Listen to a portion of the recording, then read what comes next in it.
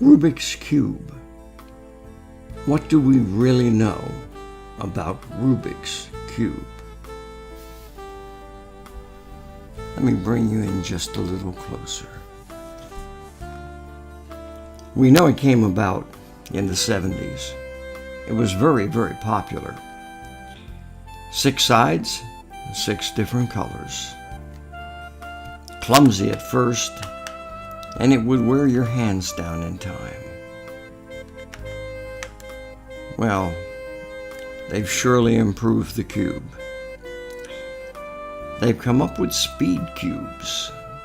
They've taken them apart, loosened them up, made them easy to turn. Now, the average time to resolve the cube, a speed cube, is like 6 minutes and 54 seconds. Somebody actually resolved the cube with their feet in 25 minutes and 14 seconds. And the world's record, 5 minutes and 25 seconds. But who knows how long that'll stand. Now, this is all geared to those individuals who have a sense of color, a sense of art. I propose a mathematical cube, one based on numbers. Now, could a mathematician resolve the cube faster, more efficient,